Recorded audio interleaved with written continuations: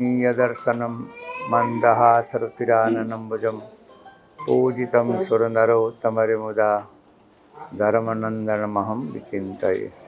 बोलो सहजानंद स्वामी महाराज, हरे कृष्ण महाराजनी, स्वामी नारायण भगवान, सियावर रामचंद्र भगवान, कृष्ण कन्हैया लाल, उमापति महादेव, विघ्न विनायक देव, कष्टभंजन देव। इष्टदेव भगवान स्वामीनारायण, सर्वे पूजनीय संतो, भगवान अने संतोना खूब ज कृपापात्र, खूब ज लाडीला आ वोरा परिवार, अमारे मनुबापानो परिवार, दलसुख, प्रवीण, एमना बधाए दीकराओ अवनीश, हर्ष, तेजस, बहु वर्षोनो आ परिवारनो हूँ साक्षी छूँ।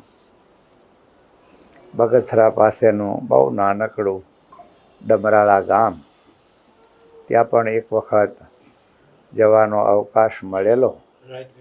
ए परिवारनो प्रेम त्यारे पण अमे जोयेलो छे। खास करीने भगवान 5 पैसा आपे ने आ परिवारना छोकराओमां क्यारे पण एनी क्यारे कोई दी गोपाले भाई हवा नथी भराणी। सरल स्वभाव नमन कुटिलाय, जथा लाभ संतोष सदाय। ए रामायणना सूत्रने अनुसार आ परिवार जीवन जीवनारो छे।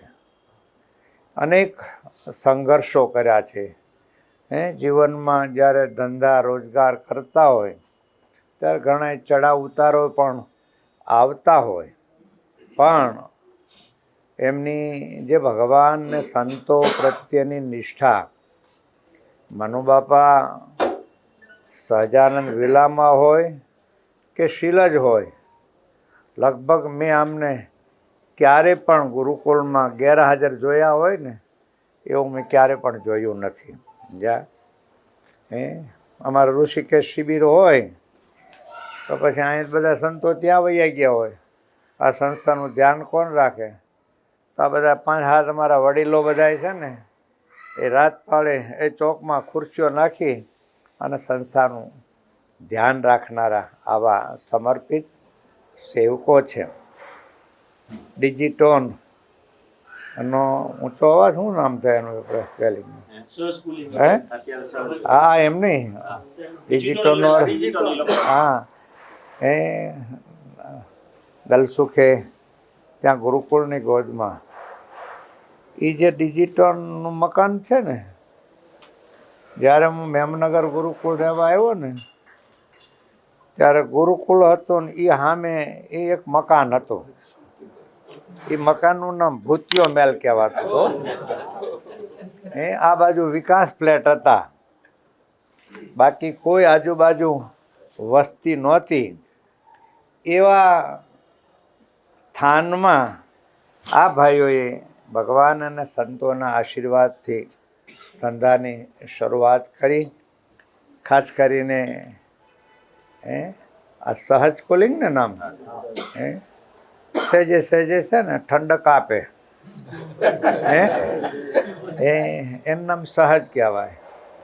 પણ સાચી શાંતિ એમ કે ને સુરપુર, નરપુર, નાગપુર એ 3 में सुख नाही, का सुख हरि के चरण में અને का संतन के माही।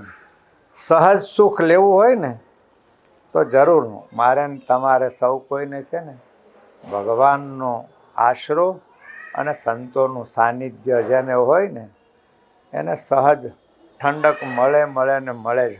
એટલે માણસો સુખી થાય, પણ શાંતિ છે ને, શાંતિ આપનારા છે ને આ ઠાકોર છો, એની સાથેનું આપણું જોડાણ હશે તો મને લાગે છે કે આપણા જીવનમાં ક્યારે વાંધો ન આવે।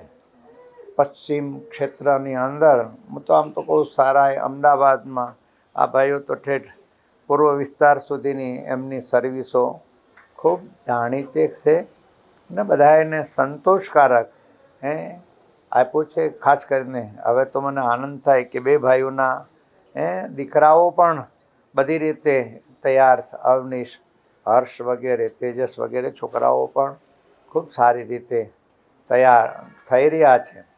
એટલે આજના દિવસે કોઈ પણ ઉદ્ઘાટન પ્રસંગમાં છે ને હું અને મારી સાથે જોડમાં એકાદ બે સંતો હોય. આટલી મોટી સંખ્યામાં સંતોની હાજરી હોય ને તો આ પહેલો પ્રસંગ છે હો. એટલે આટલા વિશાળ સંખ્યામાં સંતોના આશીર્વાદ જે પરિવારને જે ધંધામાં મળતા હોય એમાં કોઈ દિવસ કોઈ ખામી હોય નહીં. બસ આજના દિવસે પ્રભુના ચરણોમાં પ્રાર્થના કરીએ. દલસુખના પ્રવીણ છે ને એ ભણતા હતા ને ત્યારથી મહારાજ કે સોનાનો દોરો અને મીણનો દોરો છે ને શિયાળામાં કડક થઈ જાય, ઉનાળામાં ઢીલો પડી જાય હો.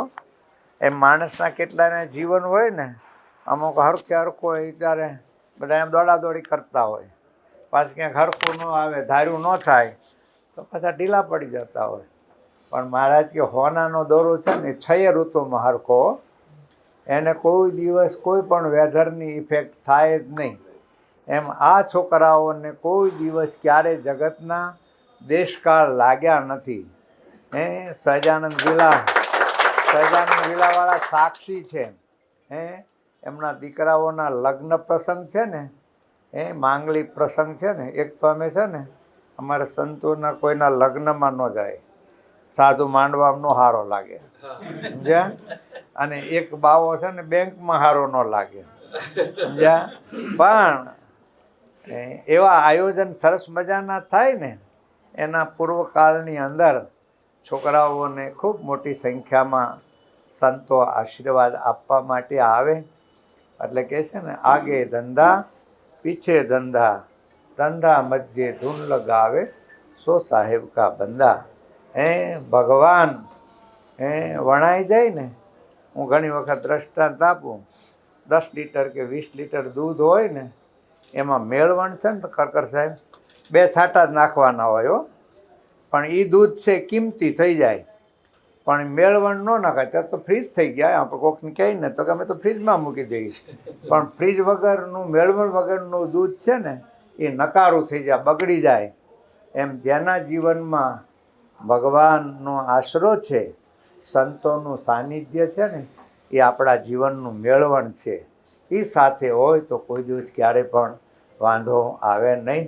એટલે આજના પાવનકારી દિવસે સહેજે બધા એને ઠંડક મળે ને એવું સોપાનનું આજે સહજ કુલિંગનું શરૂઆત થાય છે.